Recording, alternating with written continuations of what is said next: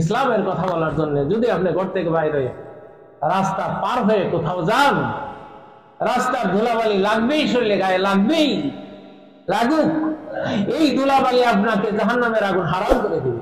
মানিকটা বাররা কাদামাহু, কাদামুন মানে পাও, হারামাহাল্লাহু আলাইহিন নার, তার উপরে জাহান্নামের আগুন হারাম হয়ে যাবে। আল্লাহু আকবার, আল্লাহু আকবার। তাহলে আমরা দিনের কথা বলার জন্য কেন যাব না? একটু অগ্রসর হবো, একটু কথা বলবো। একটা ভাই নামাজে আসে না, আমি একটু 2 কদম অগ্রসর হয়ে তাকে নামাজের দাওয়াত দিব। ইসলামী কাজ করে না, 2 কদম আগাবো, তাকে বলবো। এর আগে অনেকবার বলছি আপনাদের,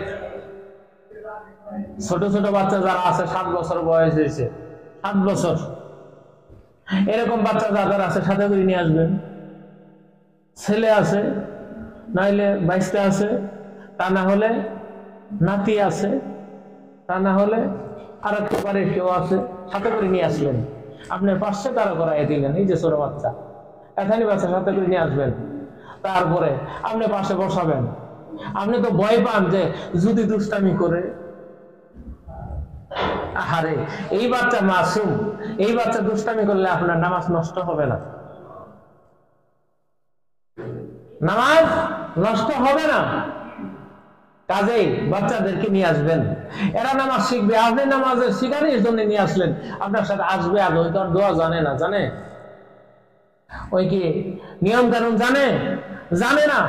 কিন্তু আল্লাহ কত বড় বরকত দান করলেন, ওই বাচ্চাটা এসে আপনার সাথে সিজদা দিল, দুষ্টামি করলো, যাই করলো, ওই নামাজ পড়লে যে সওয়াব, ওই সওয়াবটা তার আমলনামায় লেখা হবে। কিন্তু ওই বাচ্চার কি সওয়াব দরকার আছে?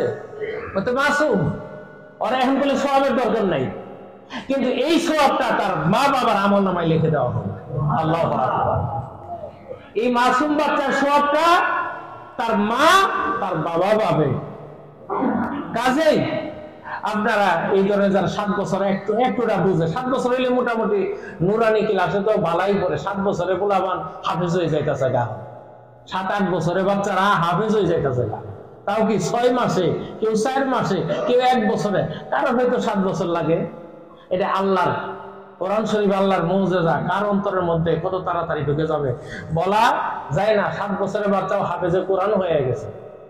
আপনারা দেখেনি তো মিডিয়াতে, ফেসবুকে, বিভিন্ন জায়গায় অনেকেই দেখেন 4 মাসে হয়ে যায়।